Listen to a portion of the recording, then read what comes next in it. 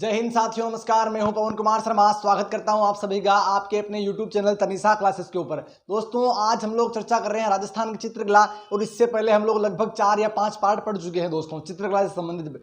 दोस्तों, चित्रकला के साथ में हम लोग कुछ प्रश्नों की बात करेंगे। और दोस्तों, अगर वीडियो पसंद आए तो लाइक, शेयर एंड सब्सक्राइब जरूर करें। मात्र 30 सेकंड लगते हैं चैनल को सब्सक्राइब करने में। तो चलिए स्टार्ट करते हैं। कुछ प्रश्न भी पढ़ेंगे इसके साथ साथ में। और हम लोगों ने अब तक जो है मेवाड़ चित्रशैली की चर्चा पूर्ण रूप से कर ली थी। अब जो है कि हम लोग बात करने वाले नाथ द्वारा चित्रशैली। कौन सी दोस्तों? उदयपुर की बात कर ली है हम लोगों ने। अब जो बात करेंगे वह कौन सी है दोस्तों? नाथ द्वारा चित्रशैली। नाथ द्वारा चित्रशैली की हम लोग दोस्तों चर्चा करेंगे। नाथ द्वारा चित्रशैली दोस्तों, नाथ द्वारा चित्रशैली। नाथ द्वारा चित्रशैली की दोस्तों बात करते हैं हम लोग। नाथ द्वारा, क्या इसका मूल नाम नाथ द्वारा ही था दोस्तों? नहीं, इसका मूल नाम था आपके सिहाड़। क्या नाम था दोस्तों? इस गांव का मूल नाम था आपके सिहाड़। सिहाड़ नामक स्थान पर राज सिंह ने दोस्तों, किसने? महाराणा राज सिंह ने दोस्तों 1672 ईस्वी में, कब? तो 10 फरवरी 1672 ईस्वी को महाराणा राज सिंह ने श्रीनाथ जी के मंदिर की स्थापना करी थी। किसकी? श्रीनाथ जी, भगवान श्रीनाथ जी के मंदिर की, भगवान श्रीनाथ जी के मंदिर की स्थापना करने के बाद में इस जो मूल इस सिहाड़ नामक जो जगह है, इसका नाम क्या पड़ जाता है दोस्तों? इसका नाम पड़ जाता है नाथ द्वारा। भगवान श्रीनाथ जी की स्थापना करने के बाद में इस जगह का नाम हो जाता है श्रीनाथ जी का द्वारा। तो क्या हो गया? नाथ द्वारा। इस जगह को इस नाम से जाना जाने लगा दोस्तों। अब बात करते हैं, ये तो थी कुछ नाथ द्वारा संबंधित कुछ बेसिक बातें कि कैसे इस नाम गांव का नाम जो है कि नाथ द्वारा पड़ा। सिहाड़ मूल नाम था। राज सिंह ने 10 फरवरी 1672 ईस्वी को श्रीनाथ जी के मंदिर की स्थापना करी, और मंदिर की स्थापना करने के बाद में इस जगह का नाम क्या हो गया? नाथ द्वारा हो गया। अब बात करते हैं नाथ द्वारा चित्रशैली की शुरुआत कब होती है? प्रारंभिक काल। अब हमारी कौन सी 5 बातें हैं? 5 बातें कौन कौन सी है? पहली तो है प्रारंभिक काल दोस्तों, किसने प्रारंभ किया था? दूसरी बात है स्वर्ण काल, किसके समय का स्वर्ण काल है? तीसरी बात है आपके प्रधान रंग, कौन सा इसका प्रधान रंग है? और चौथी बात है आपके चित्रकार, कौन सी? चित्रकार। और पांचवी बात है दोस्तों चित्र, कौन सी है? पांचवी बात कौन सी हो जाएगी? चित्र दोस्तों। तो इसके कौन कौन से चित्र है, कौन कौन से चित्रकार है, और जो कि प्रधान रंग कौन सा, प्रारंभ काल किसका है और स्वर्ण काल किसका है? तो बात करते हैं हम प्रारंभ काल। नाथ द्वारा चित्रशैली का प्रारंभ काल किसका है? तो दोस्तों, किसने स्थापना करी थी? तो राज सिंह ने स्थापना करी है। तो प्रारंभ काल भी किसका हो जाएगा? महाराणा राज सिंह का प्रारंभ काल हो जाएगा। स्वर्ण काल किसका है? तो स्वर्ण काल भी आपके किसका है दोस्तों? स्वर्ण काल भी राज सिंह जी का ही है। स्वर्ण काल भी किसका है? राज सिंह का ही है। प्रधान रंग कौन सा है? तो प्रधान रंग हो जाएगा आपके दोस्तों हरा रंग और पीला रंग। कौन सा? हरा और कौन सा रंग है? पीला रंग दोस्तों। प्रधान रंग अपने पढ़ाई था कि मेवाड़ चित्रशैली का प्रधान रंग कौन सा है? तो पीला है। इसके अंदर एक और याद रख लेना कि हरा रंग भी है। ठीक है, चित्रकार। अब बात करते हैं चित्रकारों को लेकर के। मैंने पहले हर बार इन जो प्रधान प्रारंभ काल, स्वर्ण काल, इनमें कोई प्रॉब्लम नहीं होती है। हर चित्रशैली के अंदर इसमें आपको, मुझे लगता नहीं कि कोई समस्या आएगी, और मैं आने भी नहीं दूंगा। बात आती है, प्रॉब्लम आती है चित्रकार के अंदर दोस्तों। किसके अंदर समस्या आती है? चित्रकार को लेकर के, कि चित्रकार को कैसे याद रखें दोस्तों।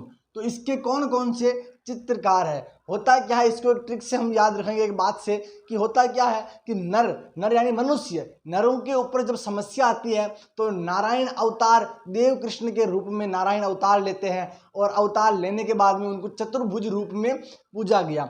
चतुर्भुज रूप में जब पूजा गया तो उनकी कोई मतलब उनकी पुजारी भी होंगे, तो उनकी पुजारी जो है, उनकी जो पुजारी है उनको दासी के रूप, दासी कहते हैं उनको। और दासी कौन थी उनकी? तो इलायची व कमला उनकी 2 दासियां थी। किसकी?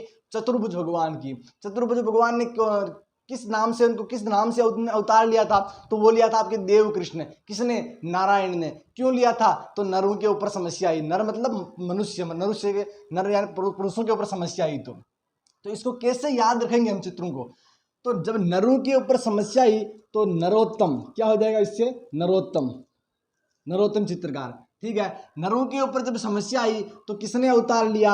नारायण ने अवतार लिया। किसने? नारायण ने अवतार लिया। नारायण ने अवतार किस रूप में लिया? तो देव कृष्ण के रूप में लिया। किसके रूप में लिया? देव कृष्ण के रूप में लिया। देव कृष्ण के रूप में लिया तो किस नाम से पूजे गए? तो चतुर्भुज नाम से पूजे गए। किस नाम से? चतुर्भुज नाम से पूजे गए। चतुर्भुज, चतुर्भुज नाम से पूजे गए। इनकी कौन कौन इसकी दासियां कौन कौन थी? तो दासियां थी इनकी, एक तो कमला हो गई और दूसरी कौन से हो जाएगी? इलायची। कमला और इलायची,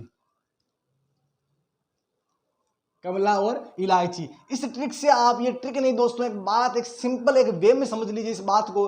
कुछ भी कोई सी ट्रिक याद रखने की आवश्यकता नहीं है कि नरों के ऊपर समस्या आई तो नारायण ने अवतार लिया, और अवतार लिया देव कृष्ण के रूप में, और जब देव कृष्ण के रूप में अवतार लिया तो पूजा किस नाम से जाने लगा? चतुर्भुज नाम से उनको पूजा जाने लगा भगवान को। कौन कौन उनकी दासियां थी? तो कमला व इलायची भगवान की प्रिय दासियां थी, और यह प्रिय दासियों के नाम से आप इनको, दो महिला चित्रकार है इनकी, इनको आप ध्यान रखते हो। पुरुष चित्रकार कौन से हो जाएंगे? नरोत्तम, नारायण, देव कृष्ण और चतुर्भुज। महिला कलाकार कौन, महिला चित्रकार कौन कौन सी है? कमला और इलायची। ये थी कुछ यहाँ की चित्रकार। अब बात करते हैं यहाँ की कौन कौन से चित्र है दोस्तों। तो यहाँ के चित्रों के बारे में हम लोग बात कर लेते हैं। चित्रों के अंदर हम लोगों ने यहाँ पे उन चित्रों को कैसे याद रखना है कि पशु का चित्र, एक तो पशु, एक हो जाएगा पक्षी, जैसे मेवाड़ में पढ़ा था, पशु पक्षी वृक्ष, पशु पक्षी और वृक्ष। पशु हो गया, पक्षी हो गया, वृक्ष हो गया और आंखें दोस्तों। यहाँ पर भी सेम वैसे ही है, पशु हो गया, पक्षी हो गया। पशु में किसका वृक्ष आपके चित्र है, वृक्ष में किसका, आंखें में किसका और पक्षी में किसका है? पशु में हो जाएगा दोस्तों। पशु में भगवान श्री नाथ जी है तो किसकी प्रिय है? तो गाय की। गौ माता को वो चराते थे तो भगवान, क्योंकि श्रीनाथ जी भगवान कृष्ण का एक रूप है, विष्णु भगवान विष्णु का ही रूप है, तो पशु में कौन हो जाएगी? गाय। पक्षी में कौन सा पक्षी प्रिय है भगवान श्रीनाथ जी को? तो वह प्रिय है आपके मोर दोस्तों। कौन सा? मोर भगवान श्रीनाथ जी को प्रिय था। वृक्ष, कौन से वृक्ष का चित्र है? तो केला दोस्तों। केले के वृक्ष का चित्र है आपके कौन से वृक्षों के अंदर? आंखें, आंखों के अंदर कौन सा है आपके? तो आंखें दोस्तों आपके नसीली आंखें। कौन सी आंखें? नसीली, नसीली आंखें हैं आपके, नसीली, नसीली आंखें हैं। या इसी को कौन सी कहते हैं दोस्तों? आलस्यपन, आलस्यपन वाली आंखें दोस्तों। आलस्यपन वाली आंखें आपके नाथ द्वारा चित्रशैली की मुख्य विशेषता है। पशु में कौन सा? गाय का चित्र है। पक्षी में मोर का, वृक्ष में केले का, और आंखों में कौन सा हो जाएगा? नसीली आंखें, या फिर जो आलस्यपन वाली आंखें दोस्तों। एक कुछ और बात करते हैं, पिछुआई। पिछुआई क्या? ये भी चित्री है दोस्तों, पिछुआई, पिछुआई भी चित्री है। पिछुआई से संबंधित दो बातें याद रखना। एक तो क्या है ये? तो कपड़े के ऊपर, अलग से लिख देता हूं मैं इसको, पिछुआई को, ये भी चित्री है पिछुआई। कपड़े के ऊपर, कपड़े के पर्दे होते हैं, पिछुआई करके, पिछुआई कपड़ों के पर्दों पर भगवान कृष्ण की लीलाओं का, जो भगवान कृष्ण की लीलाएं जो होती है उनको अंकित करना। जैसे भगवान ने एक अपनी अंगुली के अंदर जो है कि, अंगुली के ऊपर जो है कि गोवर्धन पर्वत को उठा रखा है, और नीचे जो है कि गोपियां और भगवान की जो माता यशोदा, नंदलाल जी और गौ माताएं सभी जो है उनकी उस छांव के अंदर है। तो वो एक कुछ भगवान की लीलाएं हो गई। शेष नाग के ऊपर, नाग कालिया यमुना के अंदर भगवान नृत्य कर रहे हैं उनके फन के ऊपर, तो वो भी भगवान की लीलाएं हो गई है। तो पिछुआई वही है, कपड़े के पर्दे पर दोस्तों। किसके ऊपर? कपड़े के पर्दे पर, कपड़े के पर्दे के ऊपर जो है कि भगवान कृष्ण की लीलाओं को अंकित करना। भगवान कृष्ण की लीलाओं को अंकित करना, भगवान कृष्ण की लीलाओं को अंकित करना, अंकित करना दोस्तों। भगवान कृष्ण की लीलाओं को अंकित करना, भगवान कृष्ण की लीला जो है उनको अंकित करना किसके ऊपर? कपड़े के ऊपर। और वो कब कहाँ लगा होता है? ये भगवान की मूर्ति है तो इसके जस्ट पीछे, पीछे ये कपड़ा लगा होगा आपके, तो वही ये पिछुआई है दोस्तों। इसके प्रसिद्ध कलाकार कौन है? इसके प्रसिद्ध कलाकार है आपके दोस्तों नरोत्तम शर्मा। कौन है? नरोत्तम शर्मा इसके प्रसिद्ध कलाकार हैं। इसके अंदर क्या होता है? जो नायिका जो होती है दोस्तों, नायिका, नायिका, नायिका को किसके रूप में दोस्तों? दासी के रूप में चित्रित किया गया है। दासी के रूप में चित्रित दोस्तों, दासी के रूप में चित्रित किया गया है किसको? नायिका को। किसके अंदर? पिछुआई के अंदर, नाथ द्वारा चित्रशैली के अंदर दासी को, नायिका को दासी के रूप में चित्रित किया गया है। ये थी आपके कुछ नाथद्वारा चित्र शैली की कुछ विशेष बातें दोस्तों। इसके अंदर कुछ अन्य चित्र भी है और वो अन्य चित्र पिछवाई कपड़े के पर्दे के ऊपर भगवान कृष्ण की लीलाओं को अंकित करना। नरोत्तम शर्मा उसके प्रसिद्ध चित्रकार है और दासी को, जो आपकी नायिका होती है, नायिका को दासी के रूप के ऊपर जो है चित्रित किया गया है। अब बात करते हैं कुछ अन्य चित्र और है। अन्य चित्रों के अंदर कौन कौन से अन्य चित्र है, बिल्कुल सिंपल है, आपको आराम से याद हो जाएंगे। और वो चित्र है एक तो माता यशोदा का चित्र। अन्य चित्र, अन्य चित्र में कौन कौन से अन्य चित्र है, एक तो हो गया दोस्तों माता यशोदा का चित्र, माता यशोदा का चित्र, यशोदा का चित्र, माता यशोदा का चित्र। एक हो जाएगा आपके कौन सा, राधा रानी का, या फिर जो है रुक्मिणी का चित्र, रुक्मिणी का चित्र,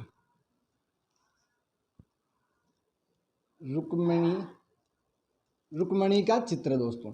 एक हो जाएगा आपके राधा रानी का चित्र, किसका, राधा जी का चित्र, राधा जी का चित्र दोस्तों। और एक हो जाएगा आपके गोपियों का चित्र दोस्तों, किसका, गोपियों का चित्र, गोपियों का चित्र, गोपियों का चित्र है, राधा जी का चित्र है, रुक्मिणी का चित्र है, माता यशोदा का चित्र है। ये चार कुछ अन्य चित्र है, आराम से याद रख सकते हो। माता यशोदा भगवान कृष्ण की माता है, और जो है कि आपकी रुक्मिणी जी जिनसे विवाह हुआ है, राधा जी जिनसे प्रेम किया भगवान ने, और जो है कि गोपियां जो कि भगवान कृष्ण को प्रेम करती थी। तो दोस्तों ये कुछ अन्य चित्र हुए आपको नाथद्वारा चित्र से लिखे। आराम से अगर आपने भगवान कृष्ण को आपने जाना है, समझा, तो आराम से इनको आप ध्यान में रख सकते हो। एक बार फिर से ये थी आपकी नाथद्वारा चित्र शैली। एक बार फिर से नाथद्वारा चित्र शैली के ऊपर मैं बात कर लेता हूं, इसका रिवीजन कर लेता हूं दोस्तों। नाथद्वारा चित्र शैली का उद्गम या प्रारंभ किसके समय होता है, तो राज सिंह के समय उसका प्रारंभ होता है। आपका स्वर्ण काल किसका था, तो राज सिंह का ही स्वर्ण काल था। प्रधान रंग कौन सा है, तो प्रधान रंग आपके पीला रंग है, पीला और हरा रंग दोस्तों, ठीक है, पीला और हरा रंग प्रधान रंग हो जाते हैं। उसके बाद हम लोग बात करते हैं कि इसके चित्रकार कौन है, तो नरों के ऊपर जब संकट आया तो नारायण ने देव कृष्ण के रूप में अवतार लिया, जो कि चतुर्भुज रूप से पूजा गया था। उसके प्रसिद्ध कौन कौन सी दासियां थी, तो कमला व इलायची दो दासियां थी। वापिस बात करता हूं नरोत्तम, आपके प्रमुख चित्रकारों की बात कर रहा हूं, नरोत्तम, नारायण, देव कृष्ण और चतुर्भुज, और कमला और इलायची दो महिला कलाकार हो गई, चित्रकार हो गई। उसके बाद हम लोग बात करते हैं आगे। हम लोगों ने पढ़ा था कि कौन कौन से चित्र है, तो पशु के अंदर गाय का चित्र है, पक्षी के अंदर आपके मोर का चित्र है, पशु पक्षी वृक्ष, वृक्ष के अंदर आपके केला का चित्र है, और जो है कि आंखें कौन सी है, तो नशीली आंखें, आलस्यपन वाली आंखें हैं दोस्तों। उसके बाद हम लोगों ने बात करी थी नेक्स्ट जो चित्र है आपका पिछवाई। पिछवाई क्या है दोस्तों, तो आपने कपड़े के ऊपर, कपड़े का जो पर्दा होता है, उस पर्दे के ऊपर भगवान कृष्ण की लीलाओं को अंकन जो किया जाता है, उसे आपका क्या कहते हैं दोस्तों, पिछवाई कहते हैं। प्रसिद्ध कलाकार कौन है, तो नरोत्तम शर्मा इसके प्रसिद्ध कलाकार है। प्रसिद्ध कलाकार के बाद में हम लोगों ने पढ़ा था कि जो नायिका होती है उसको दासी के रूप में चित्रित किया गया है। इसके बाद हम लोगों ने अन्य चित्र पढ़े थे। अन्य चित्र कौन कौन से, माता यशोदा के चित्र, माता यशोदा के बाद में राधा जी के चित्र, रुक्मिणी जी के चित्र, और जो है कि गोपियों के चित्र। अब जो है कि नेक्स्ट जो चित्र शैली है आपके दोस्तों, वो है आपकी कौन सी चित्र शैली है, चावंड चित्र शैली दोस्तों। कौन सी, चावंड चित्र शैली।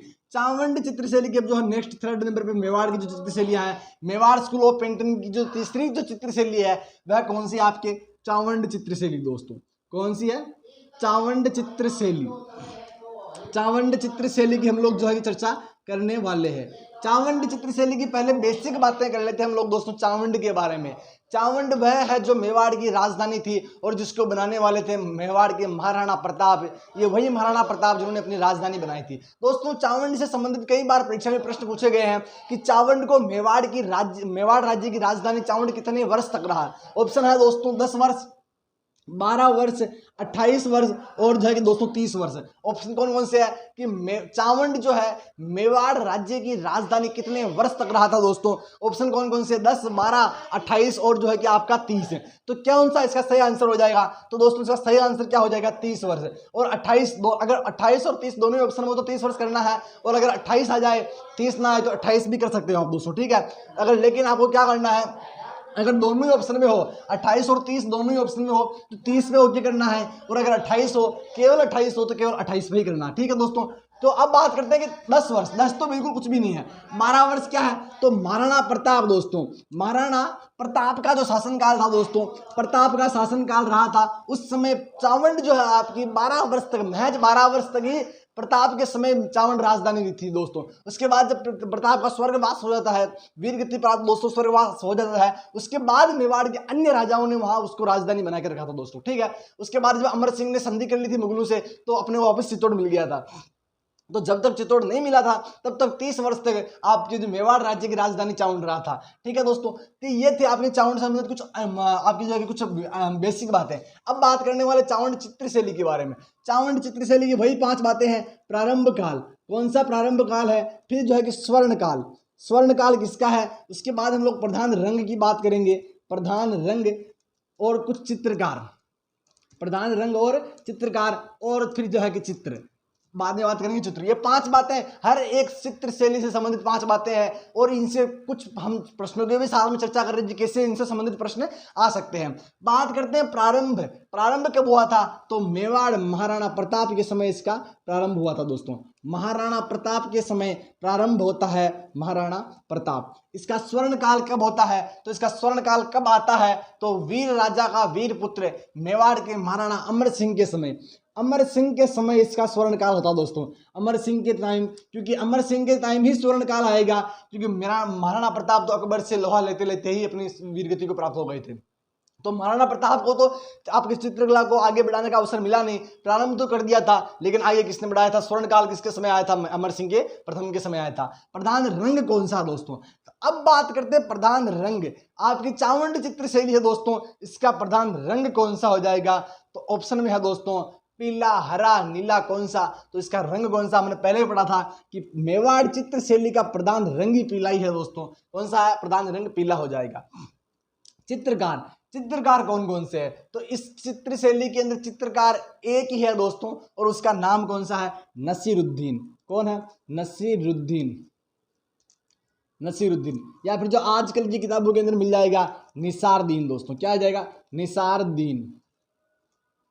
आजकल की जो किताबें हैं उनके अंदर निसारदीन मिल जाएगा, बाकी मूल नाम नसीरुद्दीन है, ठीक है। चित्र कौन सा है दोस्तों, चित्र की बात हम लोग कर लेते हैं। जहां तक पहले बात करते हैं प्रारंभ महाराणा प्रताप का समय, स्वर्णकाल अमर सिंह प्रथम का, प्रधान रंग पीला, और चित्रकार नसीरुद्दीन, या फिर जो इसी को आजकल किताबों में निसारुद्दीन भी लिखा मिल रहा है। चित्र कौन से, आप चित्रों की बात कर लेते हैं। इस जो चावंड चित्र शैली है इसके अंदर 2 ही चित्र हुए दोस्तों। कौन कौन से 2 चित्र हैं, चित्र इसके अंदर 2 चित्र छपे हैं दोस्तों। पहला चित्र है आपकी ढोला मारू, कौन सा, ढोला मारू, ढोला मारू का चित्र दोस्तों। ढोला मारू का चित्र कब चित्रित हुआ, तो यह चित्र होता आपके दोस्तों 1592 ईस्वी। किसका शासनकाल था, शासनकाल था महाराणा प्रताप का।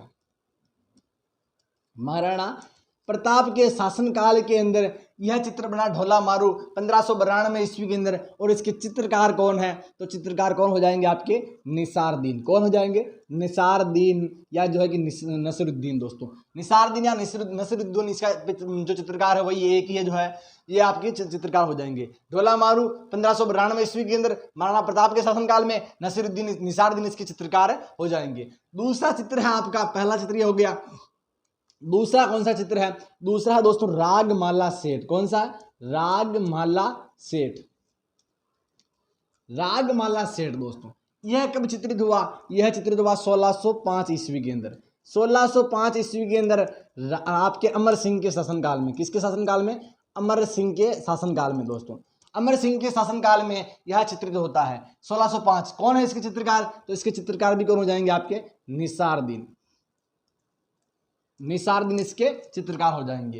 रागमाला सेठ, अब इससे संबंधित, इसको आप 2-4 पेनों से इंपॉर्टेंट लगा देना, क्योंकि रागमाला सेठ से संबंधित कुछ प्रश्न भी बनते हैं।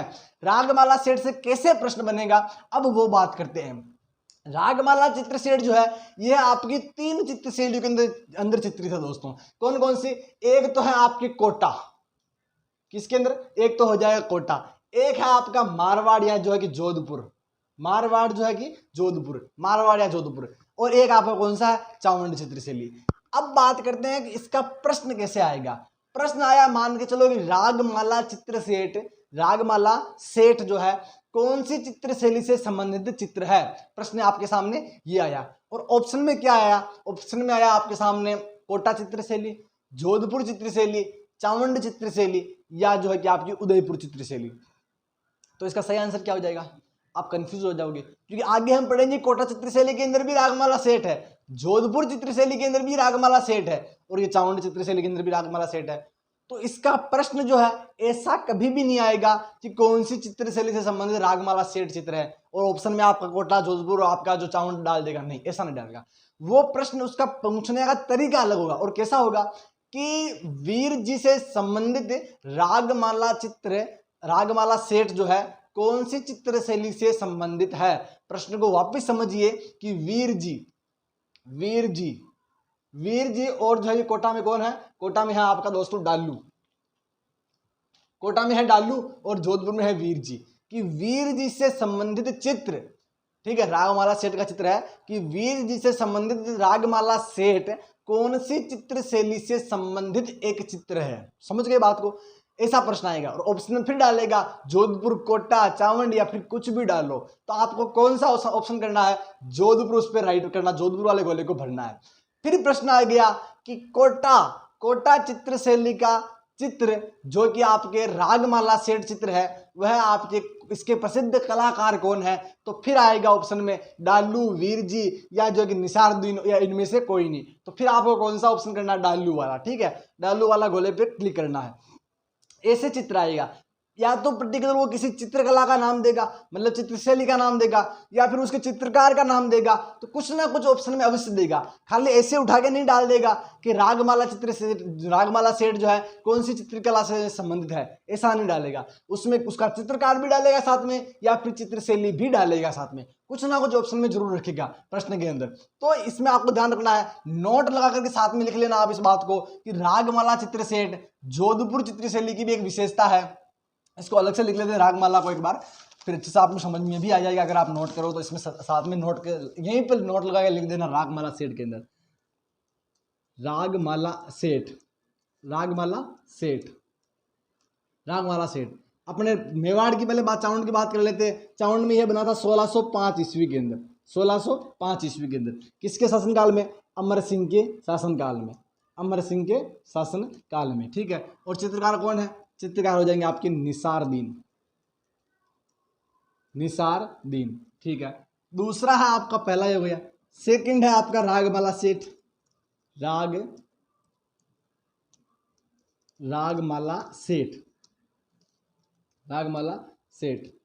कब चित्रित हुआ? ये आपके बात कर रहे हैं हम लोग। चलो कोटा की बात कर लेते हैं। 1768 ईस्वी। शासनकाल किसका था? शासनकाल था गुमान सिंह का। गुमान सिंह। चित्रकार कौन है? चित्रकार हो जाएंगे आपकी डालू। कौन है? डालू चित्रकार है ना, डालू नामक चित्रकार। तीसरा हो जाएगा आपके रागमाला सेट